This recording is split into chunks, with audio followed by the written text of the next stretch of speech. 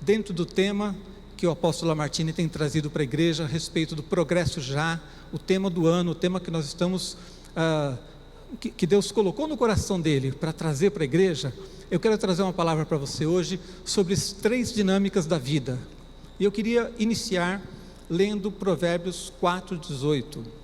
Provérbios 4:18 diz: mas a vereda dos justos é como a luz da aurora, que vai brilhando mais e mais até ser dia perfeito. Vamos repetir? Leia comigo. Mas a vereda dos justos é como a luz da aurora, que vai brilhando mais e mais até ser dia perfeito. Se você quer que sua vida seja assim, dê um aplauso ao Senhor.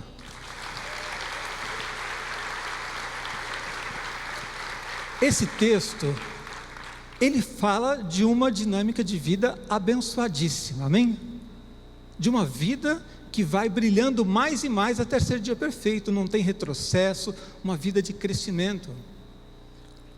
E eu gosto dessa palavra dinâmica. Ela está um pouquinho ultrapassada, já ela é meio antiga, há algumas décadas se usava muito nos títulos de livros, sermões, né?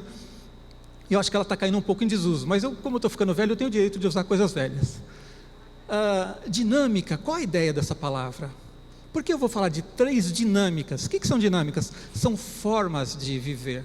A palavra dinâmica, ela pressupõe uma série de princípios que estão orientando a sua vida. É um jeito de viver.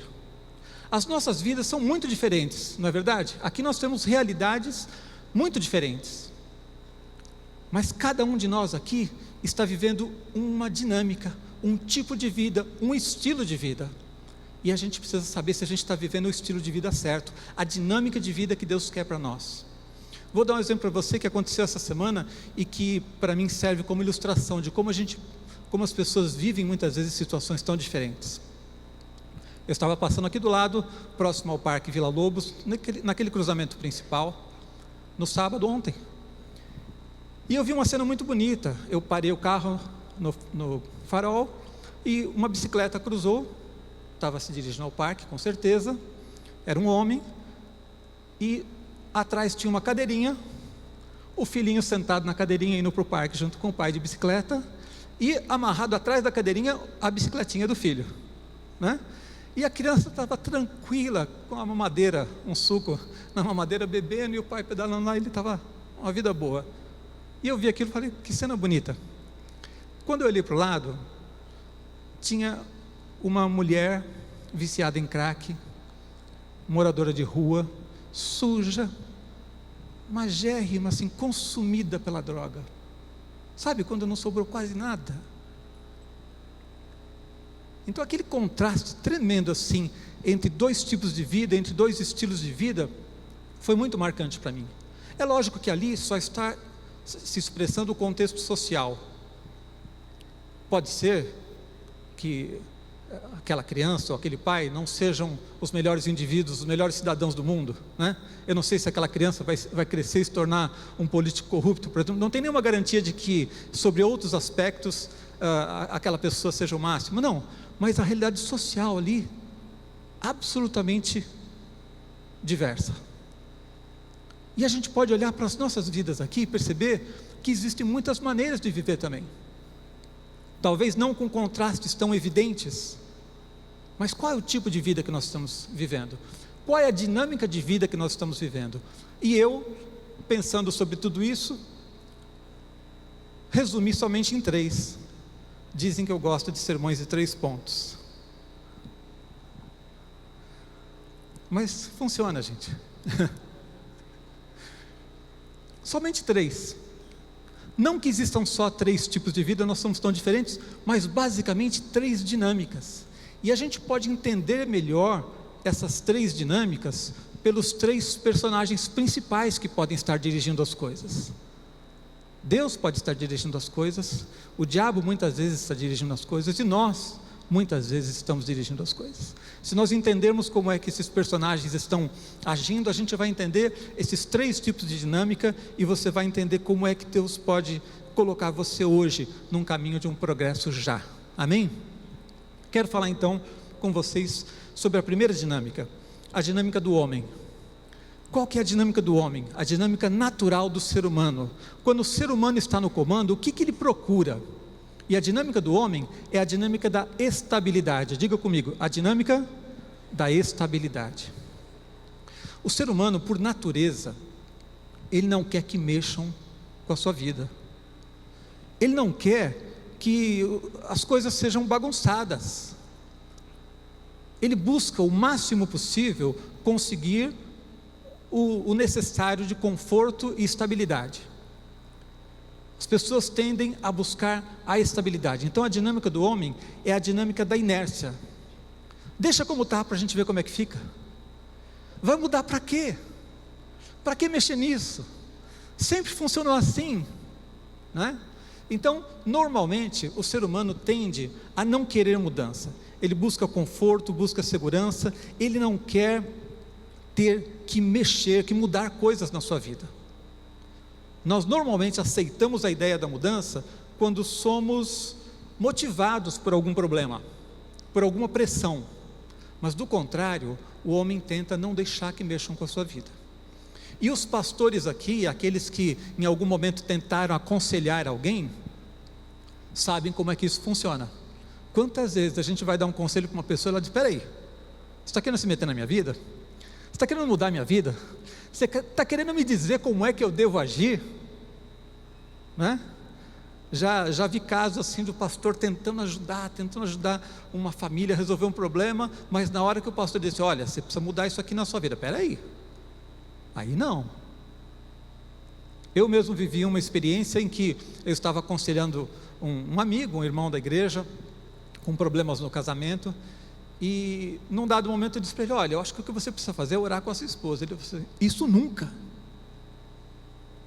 Orar com ela? Isso nunca. E ele cortou o assunto, não quis mais saber. Por quê? Ele faria qualquer coisa, mas o que ele não faz, ele não quer mudar. Se ele não está fazendo, ele não quer mudar. Ele não quer ser confrontado com a necessidade de mudança. Então o ser humano, por natureza, vai buscar sempre essa dinâmica da estabilidade. Ele procura não mexer na sua vida. Mas talvez você esteja pensando assim: ah, mas eu conheço uma pessoa que é super empreendedora, que é proativa, que está sempre buscando novos projetos. Mesmo esses, eles podem ser empreendedores, podem gostar da novidade, do desafio em algumas áreas. Mas se você chegar lá, por exemplo, um empresário extremamente empreendedor, aí você chega na casa dele e diz assim: olha, mas o relacionamento seu com seu filho aqui precisa mudar. Ah, não. O relacionamento com a sua esposa aqui precisa mudar. Ah, não, peraí.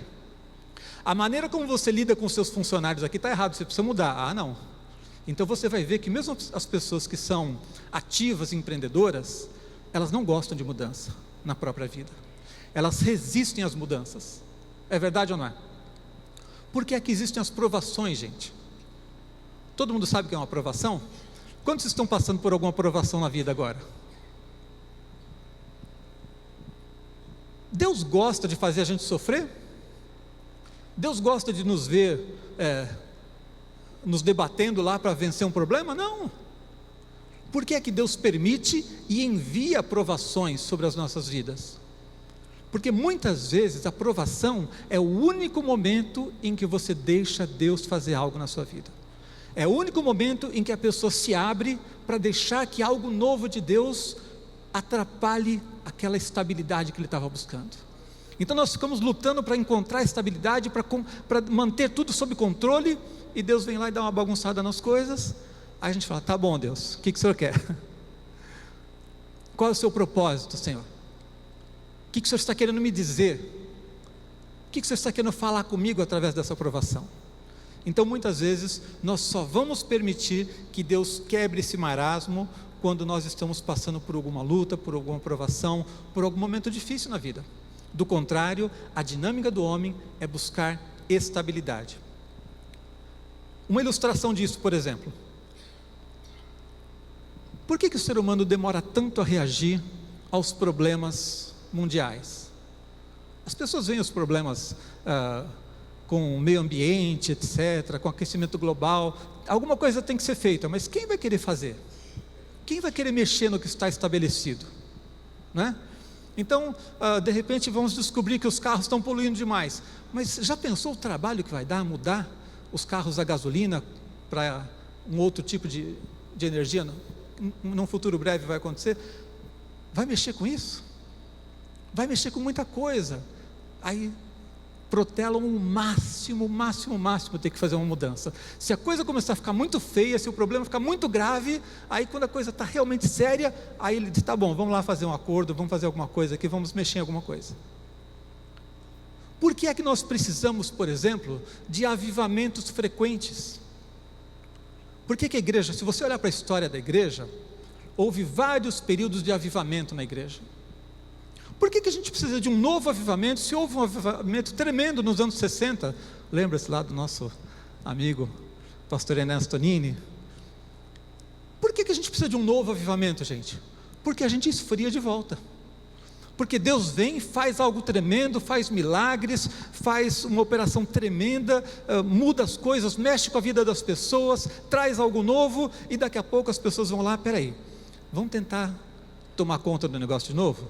Deus está mexendo muito com as nossas vidas aqui, vamos dar uma equilibrada nesse negócio? E o homem começa então a se amoldar, se acomodar de novo. Todo o movimento pentecostal, por exemplo, surgiu do movimento que houve lá na Rua Azusa, nos Estados Unidos.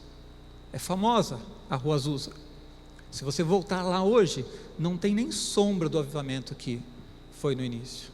Há algum movimento ainda, há grupos buscando avivamento lá, mas muita coisa parou, gente.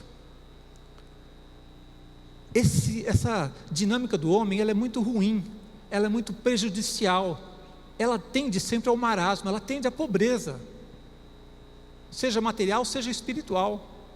Essa necessidade de buscar estabilidade faz com que a gente se feche e não permita que Deus mude as nossas vidas. Por que é que as pessoas buscam a Deus mais nos países pobres? É muito claro, o lugar mais avivado do mundo hoje é a África. Depois deles, somos nós aqui os latinos, provavelmente. E menos ainda na Europa, nos países que têm toda a estabilidade e o conforto que eles necessitam.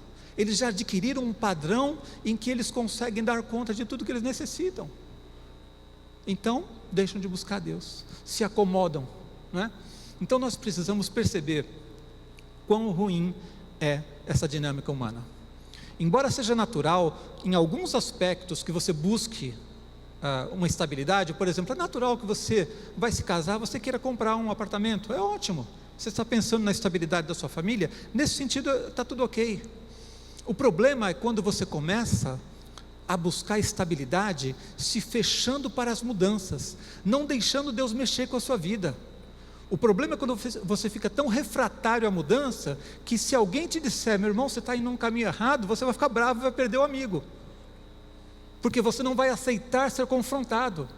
O problema é quando a gente fica tão fechado para a mudança, que a gente só aceita a mudança se Deus puxar a nossa orelha e puxar forte, porque enquanto Ele está puxando mais ou menos, a gente ainda tenta se virar. O problema dessa estabilidade é que nós tiramos das mãos de Deus muitas vezes o controle e queremos fazer as coisas. Eu queria ler um texto para você, um texto muito conhecido de Jeremias 18:12, que fala sobre o vaso e o oleiro. Todo mundo conhece esse texto? Onde Deus, para mostrar para o povo que eles podiam mudar, Deus contou uma historinha, uma parábola através do profeta, em que o oleiro estava fazendo o vaso com as mãos. Todo mundo conhece essa figura, né? O vaso girando ali na roca, o barro, e ele fazendo aquele vaso, e de repente o vaso se desfez. O barro ainda mole, o vaso já quase formado, e de repente ele se desfez. E aí Deus conta então a história de que o oleiro vai e pega o barro e faz de novo um vaso. Então Deus disse, afirmou, contou uma história para ilustrar, afirmando assim: eu posso refazer a sua vida, eu posso reconstruir, eu posso fazer algo novo na sua vida. Olha o que o povo respondeu. Vocês estão dizendo amém, mas olha o que o povo respondeu. Jeremias 18:12. Mas eles dizem, não há esperança, porque andaremos consoante os nossos projetos, e cada um fará segundo a dureza do seu coração maligno. Que povo miserável, Que povo miserável. Nunca seja assim, meu irmão, não seja tão duro. Como é que alguém pode ser tão rebelde, gente? Graças a Deus que os tempos mudaram. Hoje não tem mais gente rebelde assim. Aqui não tem nenhum. Não é? Prestou atenção? Deus disse para eles assim: eu posso mudar a vida de vocês. Eu posso fazer, o oleiro faz um vaso novo com o barro que se estragou. Eu posso fazer isso na vida de vocês. E eles respondem o quê? Não há esperança. Cada um fará segundo a dureza do seu coração maligno. Sabe o que é isso? Essa dinâmica da estabilidade, essa ausência de mudança, esse coração refratário que não aceita, nem quando Deus diz que pode mudar, a pessoa aceita que a mudança vai acontecer. Um outro texto que também me impressionou quando eu li, está em Deuteronômio 5, versículos 24 ao 27. E dissestes: eis aqui o Senhor nosso Deus. Olha só o que o povo está dizendo. Isso aqui é quando Deus traz as tábuas da lei, se manifesta a Moisés, faz coisas tremendas, e o povo tem uma visão de Deus, fica impressionado com tudo aquilo, e eles dizem assim: eis aqui o Senhor nosso Deus nos fez ver a sua glória e a sua grandeza, e ouvimos a sua voz no meio do fogo. Hoje vimos que Deus fala com o homem, e esse permanece vivo. Eles achavam que se alguém chegasse na presença de Deus ia ser fulminado, mas eles estão dizendo: olha, nós chegamos, vimos, ouvimos, e estamos vivos. Aí olha o 25, olha o contraste. Agora pois, por que morreríamos? Pois esse grande fogo nos consumiria. Se ainda mais ouvíssemos a voz do Senhor nosso Deus, morreríamos. Porque quem há de toda a carne que tenha ouvido a voz do Deus vivo falar do meio do fogo, como nós ouvimos, e permanecido vivo? Chega-te e ouve tudo o que disser o Senhor nosso Deus, e tu nos dirás tudo o que te disser o Senhor nosso Deus, e o ouviremos e o cumpriremos. Eles disseram assim: olha, nós ouvimos, nós vimos, e não fomos consumidos, estamos vivos. Agora nós vamos embora, tá? Moisés, vai você buscar Deus, vai você ouvir a Deus, porque quem há que tenha ouvido a voz do Senhor e permanecido vivo? Quem? Eles. Ele acabou de dizer: nós vimos, nós ouvimos e não fomos consumidos, mas nós vamos embora, porque se a gente ficar aqui a gente vai morrer. Quem disse que eles iam morrer? Sabe o que eles estavam fazendo? Terceirizando a sua fé. Muita gente dominada por essa dinâmica da estabilidade, do marasmo, gente que não deixa mudar a sua vida, terceiriza a sua fé. Vai lá você orar, Moisés, busca Deus, depois você conta para a gente o que Deus falou, e a gente vai obedecer. Deus mesmo disse, logo depois, se você ler os versículos seguintes, Deus disse: mentira, eles não vão ouvir. Deus conhecia os corações. Então, nunca tenha um coração duro desse tipo, resistente à mudança.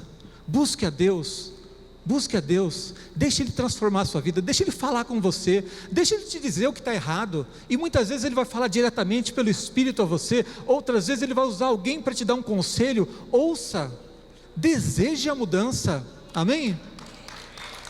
Pode aplaudir o Senhor, amém.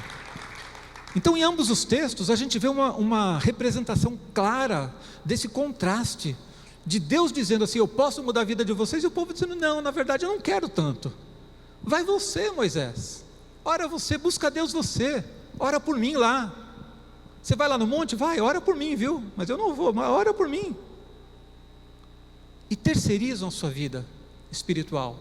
Tem homens que fazem isso: ah, mulher, vai lá na igreja, busca Deus, ora por mim lá. Tem gente que nem vem, manda só um bilhete pedindo uma oração para a gente orar pelas suas finanças lá e tal, e acha que está tudo certo, mas não quer buscar Deus, não quer aceitar qualquer tipo de projeto que inclua mudança. Essa dinâmica do homem, que aparentemente leva à segurança, na verdade leva à estagnação, ao não cumprimento do seu chamado, leva à pobreza no seu relacionamento com Deus, leva à não concretização do seu potencial. É uma visão medíocre, é uma visão pobre, é uma visão que não tem resultados efetivos. Então nunca aceite esse tipo de coisa na tua vida. Deus deixou muito claro que não gosta disso quando Ele condenou claramente no Apocalipse a mornidão. Ele diz: não gosto de gente morna, preferia que vocês fossem frios ou quentes, mas morno eu não suporto. Essa dinâmica da estabilidade não serve de nada para mim. Amém? Segunda dinâmica que a gente vê na palavra de Deus é a dinâmica do diabo, que conduz à destruição. Repita comigo: a dinâmica do diabo é destruição. Vocês conhecem muito bem o texto, a palavra de Deus, quando diz que o diabo vem para roubar, matar e destruir. Se o homem procura a estabilidade, a dinâmica do diabo é um círculo vicioso em que a pessoa vai se enrolando cada vez mais e indo de mal a pior. É uma dinâmica de destruição, é uma dinâmica de roubo. O que o diabo deseja fazer na vida das pessoas não é mantê-los na estabilidade, é destruí-los. Muitas vezes ele enrola a pessoa primeiro na estabilidade para deixá-lo fraco, mas o que ele quer é destruir a vida da pessoa. Então, essa dinâmica do diabo, ela é um problema sério para o homem, porque quando a gente tenta viver aquela vidinha acomodada, quando a gente tenta viver na dinâmica do homem, da estabilidade, você descobre que existe uma força contrária muito grande, porque o diabo está trabalhando nesse mundo, e está tentando de todas as maneiras destruir a vida das pessoas. Ele quer, e se ele puder, ele vai destruir a vida de qualquer um que ele encontrar. Graças a Deus você está debaixo da graça de Jesus, amém? Você não precisa temer o diabo, você não precisa temer a dinâmica do diabo, mas você tem que ser esperto, você tem que saber como ele age, e você tem que se prevenir em relação a essas coisas, amém? Então, quando nós tentamos ficar na estabilidade, nós acabamos começando a retroceder. É como você tentar subir um morro muito íngreme, você parar no meio do caminho, você vai retroceder. Nosso amigo Fábio aqui me levou algumas vezes para fazer trilha de moto, me corrija se eu estiver errado. A regra número 1 para você fazer trilha de moto é assim: na dúvida acelere. Estou certo? Na dúvida acelere, porque não dá para parar para pensar no meio daquilo ali. Então você vai enfrentar um paredão, vai subir um morro, se você ficar na dúvida, já voltou para trás. E tem muitos lugares em que é assim mesmo, ou você vai conseguir chegar até o fim, ou se você parar no meio, vai rolar para baixo. Não dá para parar no meio do caminho. Então, quando o homem tenta essa dinâmica da estabilidade, ele se dá mal, porque a pressão contrária é muito grande. Ele tenta parar, só que o mundo não é um lugar plano e tranquilo para a gente ficar parado. Existe uma pressão terrível do diabo querendo destruir a vida das pessoas. Então, quem tenta ficar parado acaba tendo problemas. Alguns textos que falam sobre essa dinâmica de destruição. 2 Timóteo 3,13 diz assim: mas os homens perversos e impostores irão de mal a pior, enganando e sendo enganados. A coisa vai só piorando, é um círculo vicioso. Um outro texto que deixa isso muito claro, Salmo 42, versículo 7, diz assim: um abismo chama outro abismo, ao fragor das tuas catadupas, todas as tuas ondas e vagas passaram sobre mim. Um abismo chama outro abismo. Na linguagem popular, esse não está na Bíblia, mas é a mesma coisa: quanto mais eu rezo, mais assombração aparece. Sabe quando a pessoa vê que as coisas só vão acabando, só destruindo, e ele tenta consertar, a coisa piora, e quando ele pensa que chegou no fundo do poço, o poço não tem fundo e a coisa piora? O diabo quer levar as pessoas a um ciclo de destruição, em que quando ele consegue uma vantagem, quando ele encontra um espaço na vida da pessoa, ele vai então usar aquilo ali para tentar conseguir mais espaço, e mais, e ir levando a um sistema de destruição. Aquela pessoa que eu vi na rua, consumida pelo crack, ela está quase no finzinho da vida, não sobrou quase nada para destruir mais ali, mas não começou daquele jeito, começou lentamente, começou possivelmente com uma desestrutura familiar, com sentimentos, com traumas, com coisas que foram tornando aquela pessoa aberta para buscar algum tipo de vício, e de um vício menor a pessoa foi para outro mais forte, enfim, é um ciclo de destruição em que a pessoa vai se consumindo cada vez mais. Eu tive uma experiência que acabou sendo triste com uma pessoa um jovem de rua viciado em drogas. Há muitos anos na igreja, nós tínhamos já algumas pessoas que trabalhavam, especialmente com jovens, com moradores de rua, com os trombadinhas mesmo, a garotada lá do centro da cidade, que mora debaixo dos viadutos e tal.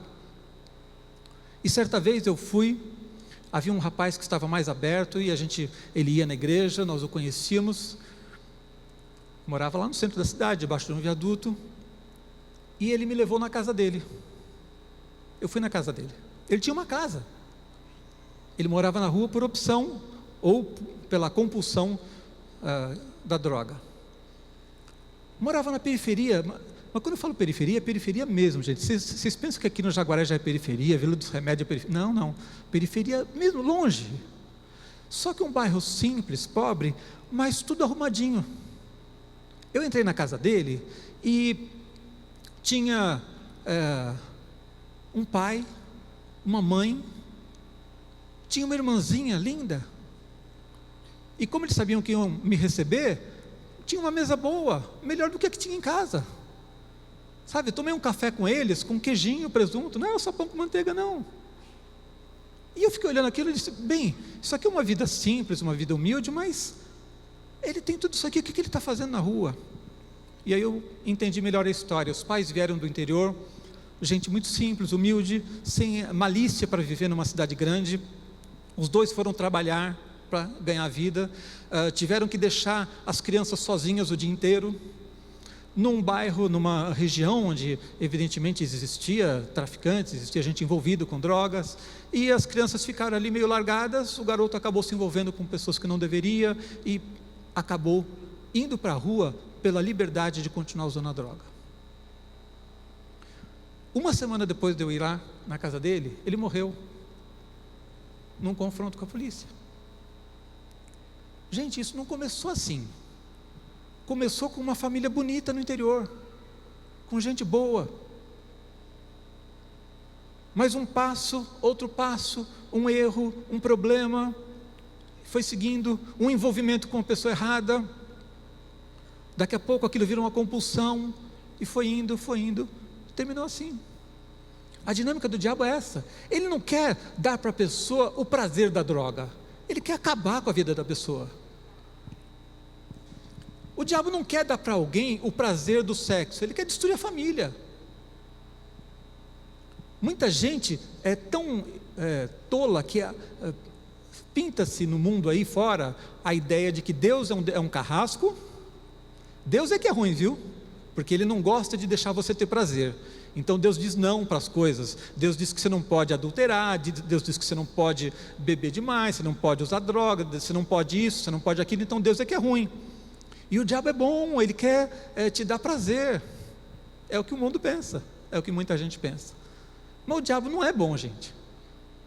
E ele não quer te dar prazer, ele quer te destruir através de algo que pode ser uma brecha para começar um processo de destruição na tua vida. Agora, o que eu queria que você entendesse de maneira muito clara é que quando eu falo da dinâmica do diabo, se você olha para uma pessoa que está lá no fim da vida já consumida pelo crack, é fácil ver e dizer, olha o trabalho que o diabo fez nessa vida. Mas a dinâmica é uma forma de viver, não é o resultado final. Isso significa que você pode estar sentado aí, bonitinho, saudável, bem vestido, e estar na dinâmica do diabo. Só que você está no comecinho. Então o resultado lá no fim de destruição ainda não está visível. Preste atenção na maneira como você está vivendo. Preste atenção nos princípios que você está adotando na tua vida. Preste atenção o que é que está movendo o teu coração, quais são os seus pensamentos, seus desejos, seus sonhos, que tipo de atitude você está tendo diante da vida, porque você pode estar lá no topo ainda, mas estar na dinâmica de destruição. Tem gente que está ao contrário, está lá embaixo, mas está buscando e está crescendo. Preste atenção qual é a dinâmica que você está vivendo, porque a Bíblia diz que o diabo vem para roubar, matar e destruir. João 10:10. O ladrão vem somente para roubar, matar e destruir. Eu vim para que tenham vida e a tenham em abundância, disse Jesus. Amém?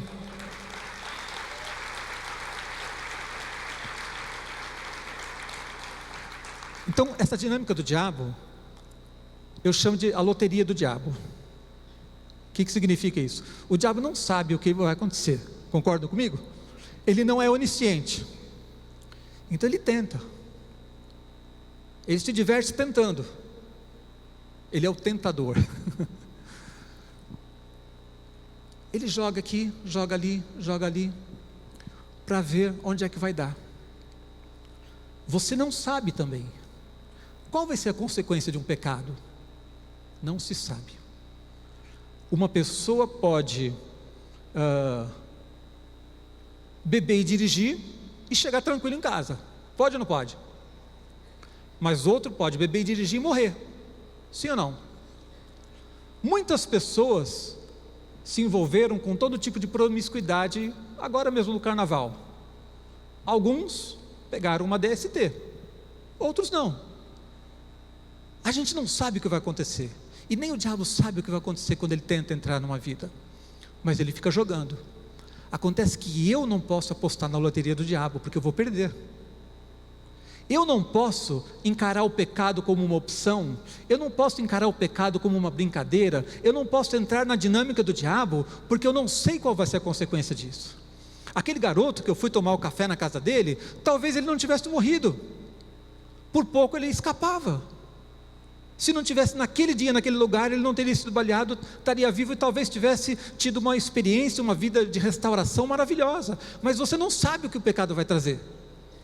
Ninguém sabe qual vai ser a consequência de se envolver nessa dinâmica destruidora do diabo. Por isso, caia fora. Caia fora. Retire da sua vida tudo que você perceber que é estratégia do diabo para começar a destruir a sua vida. Não brinque com o pecado. Você não sabe no que é que isso vai dar. Você não sabe onde é o fundo do poço, você não sabe se você pode se comprometer um pouquinho e conseguir escapar, ou se aquilo vai destruir de uma vez a tua vida inteira. Você não sabe se aquilo vai trazer consequências para os seus filhos, netos e etc. É a loteria do diabo. Ele apostar nisso eu entendo, ele não tem o que fazer, mas a gente, não entre nessa. A Bíblia nos diz claramente, eu quero mostrar para você, Romanos 13:11, o apóstolo Paulo nos faz um desafio.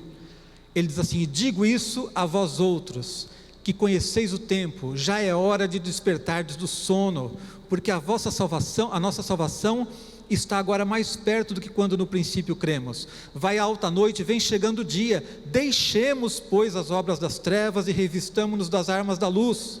Andemos dignamente, como em pleno dia, não em orgias e bebedices, não em impudicícias e dissoluções, não em contendas e ciúmes. E olha, presta atenção, o caminho do diabo, a dinâmica do diabo, nem sempre é através de imoralidade sexual, nem sempre é através de vícios como drogas. Aqui fala também de contendas, aqui fala de ciúmes. A dinâmica do diabo é qualquer tipo de laço que possa envolver a sua vida, te afastar da sua comunhão com Deus e começar a comprometer a sua vida. O texto fala de ciúmes, contendas. Pode ser o início de uma obra demoníaca na vida de uma pessoa. E aí o versículo 14 ele diz: mas revesti-vos do Senhor Jesus Cristo e nada disponhais para a carne no tocante às suas concupiscências. Não dê espaço para o diabo, não brinque com essas coisas, não acredite que você pode ter uma vida em que você se compromete mais ou menos. Eu vou experimentar isso aqui, mas eu sei que eu vou ter controle. Você não tem controle sobre nada. Busque a Deus, nada disponhais para a carne no tocante às suas concupiscências. Busque a Deus e você vai experimentar a dinâmica de Deus. Você vai estar fora de qualquer tentativa do diabo de perturbar a sua vida, amém? Terceira dinâmica que eu quero falar com vocês, graças a Deus tem uma terceira, porque a primeira foi ruim, a segunda foi pior, mas temos a terceira para completar, amém? Pode aplaudir o Senhor antes de ouvir, porque é bom.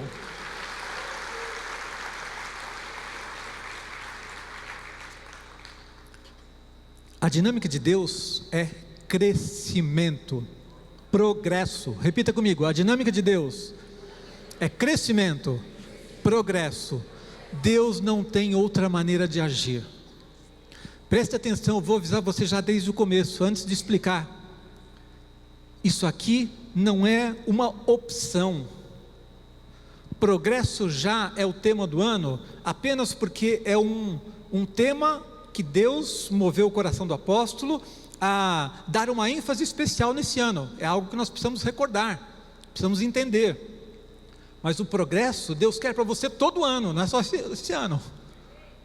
Não começou agora isso, não é uma moda, não é uma coisa momentânea, é a maneira como Deus age. Deus não age, Deus não tem compromisso com a dinâmica do homem da estabilidade. Deus não tem nada a ver com isso. Você quer deixar como está para ver como é que fica? Você não quer que a sua vida mude? Você não quer que ninguém possa se meter na sua vida? Você não quer encarar a necessidade de crescimento? Problema seu, Deus não tem compromisso com isso. Você quer marasmo na sua vida? Problema seu, Deus não tem compromisso com isso. Não peça ajuda de Deus para ficar no marasmo, que não vai ter. Não peça ajuda de Deus para ficar na estabilidade, porque não vai ter. Dinâmica, lembram o que é? É uma maneira de agir, é um conjunto de princípios, é o jeito como Deus age. Então a dinâmica de Deus é a dinâmica do crescimento. O texto que eu li no início, quero repetir, Provérbios 4,18: mas a vereda dos justos é como a luz da aurora, que vai brilhando mais e mais, até ser dia perfeito. Esse é o jeito de Deus agir. A vereda dos justos, o caminho, a dinâmica da vida do justo, é como a luz da aurora, vai brilhando mais e mais, até ser dia perfeito. Você já viu o dia amanhecer? Começa daquela escuridão completa, começa a ficar acinzentado, vai clareando, clareando, até que chega dia perfeito. Dia perfeito é quando é meio-dia, e o sol está pleno, não existe quase sombra ao meio-dia. A sombra do seu corpo, por exemplo, está debaixo dos seus pés. É dia pleno. Esse é o caminho de Deus, essa é a vontade de Deus para a nossa vida. Crescimento constante, rumo à maturidade, rumo à vontade de Deus, rumo à perfeição, amém? Esse texto devia estar escrito na nossa testa, devia estar escrito na porta das nossas casas, sabe? Eu não tenho nada contra a tatuagem, mas eu nunca fiz. Se eu fosse fazer, eu tatuar esse texto no meu braço.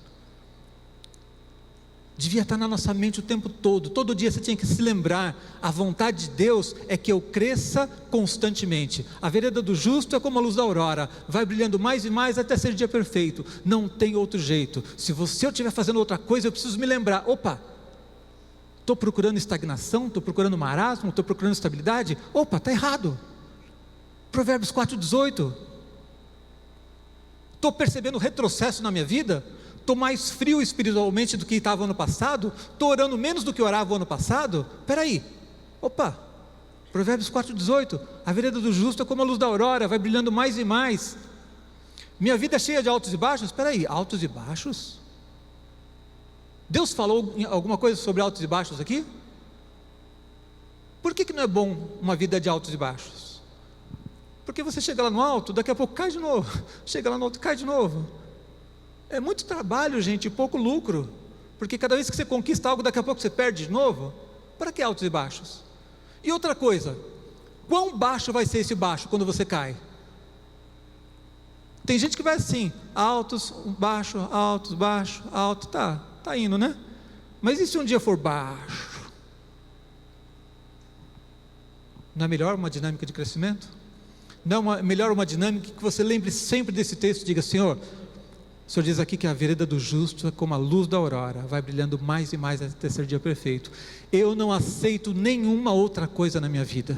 Qualquer outra coisa levemente diferente disso, se revolte na hora e diga, não, eu não nasci para isso, Deus não me chamou para isso, Jesus Cristo morreu na cruz por mim, não foi para me fazer uma vida de altos e baixos, não foi para me fazer uma vida de retrocesso, e nem para eu ficar estagnado, medíocre, paralisado.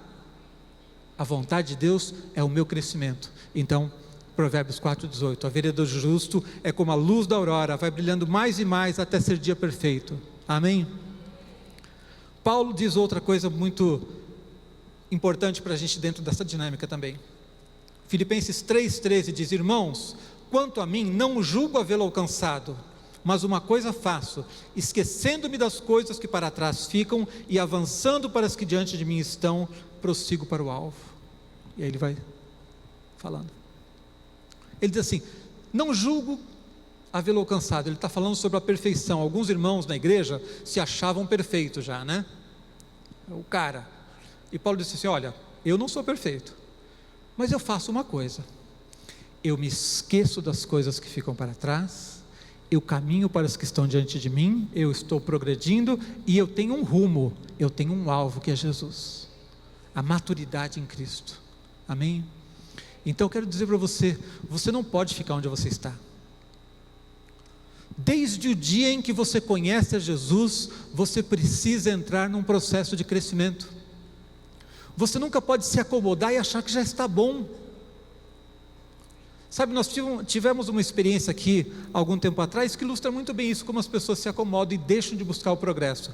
Nós tínhamos um curso de líderes, temos ainda a escola de líderes, e você está convidado a fazer, domingo que vem, ou segunda-feira à noite, por favor, se você não fez ainda. Mas o curso era dividido antigamente em 3 módulos, eram 3 trimestres. Vocês acreditam que eu tive que mudar a metodologia porque não funcionava? Alguém imagina por que não funcionava? 3 trimestres, 3 módulos. Tinha gente que nem entrava. Tinha gente que entrava, quando acabava o primeiro módulo, ia mudar para o segundo, ele falava: tá bom, eu já aprendi o suficiente, eu já fiz pelo menos o primeiro módulo. Tem gente que não faz nem o primeiro, tá bom. E na mudança do primeiro para o segundo, perdíamos alguns alunos. Chegava lá na frente, mudava do segundo para o terceiro, perdia mais alguns, porque o cara falava: já fiz 2, só falta 1, e parava. Eu tive que cancelar e fazer um curso inteiro, sem divisão, para a pessoa saber, ou ele foi até o fim ou não foi. Que coisa maligna. Então, você precisa estar buscando um crescimento constante. Onde é que você chegou? Está bom aí? Não, não está. Ninguém aqui é bom o suficiente. Ninguém aqui chegou onde devia. Ninguém aqui já é maduro o suficiente. Você não conhece a Bíblia o suficiente para parar de ler a Bíblia. Você não conhece o suficiente para parar de estudar. Você não é tão bom assim na oração para parar de orar. Você precisa mais de Deus. Você precisa mais de Jesus, amém? Pode aplaudir assim.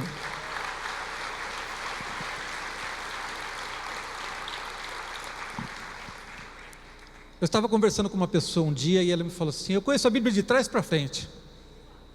E eu falei: mentiroso. Mentiroso, nem de frente para trás você conhece, quanto mais de trás para frente. Não conhece. Então não fique iludido com a sensação de que você já é bom o suficiente. Sabe, a gente chega a um estágio na vida, quando a gente se converte, a gente não conhece ninguém, a gente não é nada, a gente está vindo de um mundo de trevas muitas vezes e tal, e aí a gente conhece Jesus e começa a caminhar. Chega uma hora que a gente fala assim: já atingi um certo nível aqui, sou respeitado aqui na igreja, né? Já tenho um cargo na igreja, já sou reconhecido pelas pessoas como um bom irmão, um bom crente. E aí o infeliz se acomoda e perde essa dinâmica abençoada de crescer mais e mais até ser dia perfeito. Olha, se alguém podia parar, era Paulo, porque o nível de experiências, o nível de conhecimento, o nível de experiências com o poder de Deus, o nível de serviço, o que Paulo fez pelo Evangelho, gente, não tem ninguém, não tem nenhum, os outros 11 apóstolos juntos não fizeram metade do que Paulo fez. Ele diz: eu perfeito não sou, então o que eu faço? Me esqueço das coisas que para trás ficam e caminho para as que estão diante de mim. Continuava crescendo. No finalzinho da vida, sabendo que já não teria muito mais tempo, estando preso por pregar o Evangelho, ele disse assim: me traga a capa porque vai esfriar, e os livros, os pergaminhos, eu quero estudar mais. Um homem que foi arrebatado ao terceiro céu, que teve experiências tremendas, Jesus falou com ele, e ele queria ler mais, queria conhecer mais, queria crescer. Então eu quero dizer para você: não fique onde você está, não aceite o que você conquistou como sendo algo tão digno assim para ser preservado simplesmente e estagnar por aí. preservar sim, não podemos perder nada do que conquistamos, amém? Mas você precisa ir adiante. Deus tem coisas novas para cada um de nós, gente. Deus nunca planejou algo diferente. Ele quer o seu crescimento, Ele quer o seu progresso. Eu vou dizer para você, talvez você esteja passando uma situação difícil. Não se preocupe com a situação difícil, não se preocupe com a circunstância. Circunstâncias difíceis todos nós podemos passar, seja por uma provação, seja até mesmo por um erro nosso, seja pelas lutas que o mundo coloca sobre nós, enfim, situação difícil qualquer um pode passar. Não se sinta culpado por passar por uma circunstância difícil. O que você precisa saber é se mesmo nessa circunstância difícil, você está vivendo a dinâmica de Deus, que é crescimento. Paulo vivia uma circunstância difícil estando preso, mas ele estava crescendo, ele não deixou a dinâmica do crescimento, ele não entrou na dinâmica da acomodação, ele não estava sendo roubado pelo diabo e entrando na dinâmica do diabo. Então mesmo que você esteja passando pelo momento mais crítico, mais complicado da tua vida, fique firme na presença de Deus, guarde esta dinâmica abençoada de Provérbios 4,18, de que a tua vida brilhe mais e mais até ser dia perfeito. Muitas vezes é nesse momento difícil, nessa situação crítica que você está passando, que você vai ter as experiências mais profundas com Deus, e vai crescer, e vai se abrir para coisas novas que Deus quer fazer na sua vida. Então não se sinta culpado pelas circunstâncias. Ah, pastor, mas eu estou com um problema financeiro. Isso não é sinal de que você não está debaixo da bênção de Deus. Circunstâncias complicadas qualquer um pode passar. O mundo não é um mar de rosas, não é um paraíso. Mas guarde o seu coração, esteja dentro da dinâmica de Deus. A presença de Jesus na tua vida, a direção do Espírito Santo vão garantir a você um crescimento constante. Nunca se acomode, não aceite olhar para trás e pensar, ai que saudade do primeiro amor. Uma das conversas que eu mais detesto ouvir, por favor, nunca me fale sobre isso. Saudade do primeiro amor. Que história é essa? Ah, porque quando eu me converti eu era tão fiel e agora não sou mais. Ah, quando eu me converti eu tinha tanto fervor e agora não tenho mais. Isso é conversa para boi dormir. Se você tem saudade do primeiro amor, tem alguma coisa errada na tua vida, porque depois do primeiro tem que vir o segundo e o terceiro, e a sua vida crescendo mais e mais até ser dia perfeito, você tem que ser melhor hoje, amém? É lógico que eu tenho saudade do dia que eu levantei a mão para Jesus, eu lembro até hoje, o pastor fazendo um apelo para a gente entregar a vida para Jesus, e eu segurando na cadeira, e aquele negócio, eu vou, não, mas eu não vou. Eu me lembro de tudo que Jesus fez na minha vida, eu me lembro do dia do meu batismo, com saudade, mas uma saudade alegre, não com saudosismo e vontade de voltar lá, porque depois de lá, eu conheci coisas muito melhores, amém?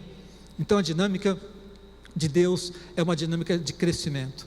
Você pode ter sofrido na vida por causa de tentar ficar na dinâmica do homem, na dinâmica de estagnação. O diabo pode ter te dado uma rasteira, e você pode ter por algum tempo entrado na dinâmica do diabo de destruição, mas se você quiser hoje, você pode reverter tudo isso e entrar na dinâmica de Deus. A boa notícia que eu quero te dar para terminar essa palavra é que você não pode escolher as circunstâncias da vida, muitas vezes. Você não pode escolher viver num lugar que não tenha problemas. Você não pode escolher pelos outros, mas você pode escolher qual é a dinâmica que vai conduzir a tua vida. É você quem escolhe isso. Quando você diz não para o diabo, você está determinando qual vai ser a tua dinâmica. Quando você diz não para a estagnação, para o marasmo, para a estabilidade, você está determinando qual é a dinâmica que vai dirigir a sua vida. Quando você decide orar, decide buscar a Deus, decide ler a palavra, decide se alimentar, decide sair do comodismo e servir a Deus, você está determinando qual é a dinâmica que vai dirigir a tua vida, e você pode decidir isso hoje. Queria que você abaixasse sua cabeça um instante.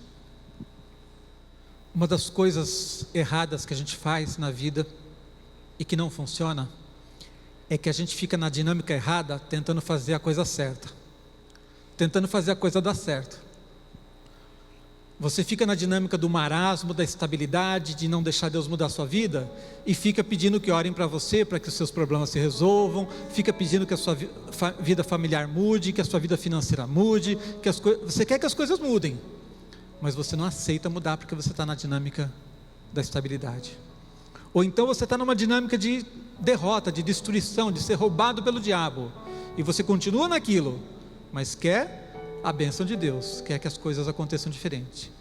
A bênção de Deus é consequência de estar no caminho de Deus, é consequência, é resultado natural, é um fruto de você semear uma vida na dinâmica de Deus, que é a dinâmica do crescimento,